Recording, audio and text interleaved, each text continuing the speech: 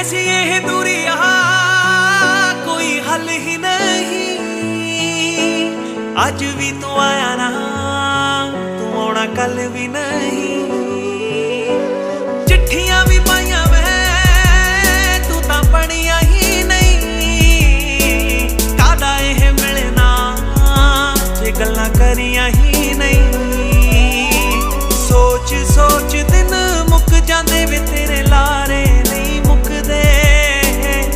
लख मना लिया दिल नू मैं वे मेरे हंजू नहीं रुकदे। वे हुण मेरी जान ते पै गई आ,